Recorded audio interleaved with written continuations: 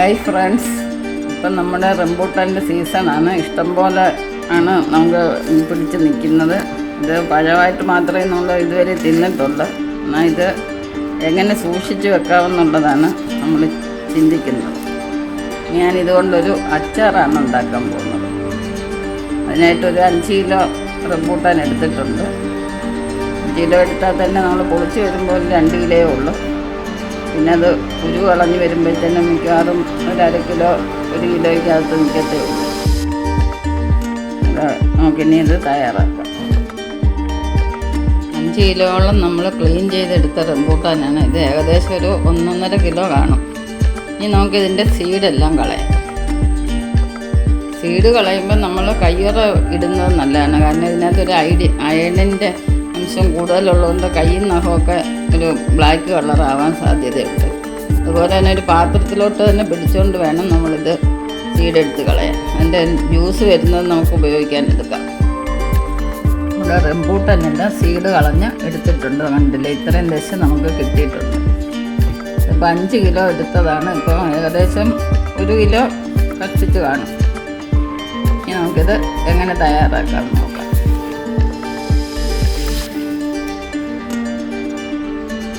ഇതിന് വേണ്ടുന്ന ഇൻഗ്രീഡിയൻ്റാണ്. ഞാനിവിടെ 2 പച്ചമുളക് എടുത്തിട്ടുണ്ട്, കുറച്ച് ഇഞ്ചി ചെറുതായിട്ട് അരിഞ്ഞെടുത്തിട്ടുണ്ട്, വെളുത്തുള്ളി 1 കുടം എടുത്തിട്ടുണ്ട്, കരിവേപ്പില, ഉലുവാപ്പൊടി, മഞ്ഞൾപ്പൊടി, മുളക് പൊടി, ആവശ്യത്തിന് ഉപ്പ്, പിന്നെ കായ ഇത് മൂപ്പിച്ച് പൊടിച്ചെടുക്കണം. മുളകുമൊക്കെ അവരവരുടെ ഇഷ്ടത്തിനെടുക്കാം. നമുക്ക് പച്ചമുളക് ചേർക്കുന്നതുകൊണ്ട് ഞാൻ മുളക് പൊടി കുറച്ച് എടുത്തിട്ടുള്ളൂ. പച്ചമുളക് ഇടുമ്പോൾ വേറൊരു ടേസ്റ്റ് കിട്ടും.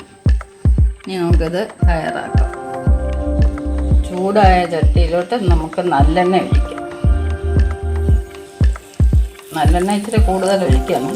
കാരണം നമ്മൾ വേറെ വെള്ളമൊന്നും ഇതിനും ചേർക്കുന്നില്ല. അച്ചാറിന് എണ്ണയ്ക്കകത്താണ് നമുക്ക് ഗ്രേവി കിട്ടുന്നത്.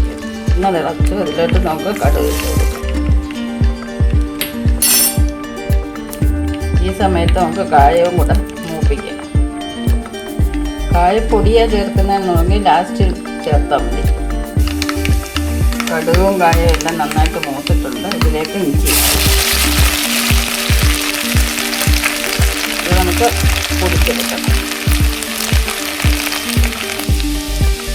ഇഞ്ചി മൂത്ത് വെളുത്തുള്ളി ഇട്ട് കൊടുക്കണം. ഇനി പച്ചമുളക് ഇട്ട് കൊടുക്കാം. കരിവേപ്പില,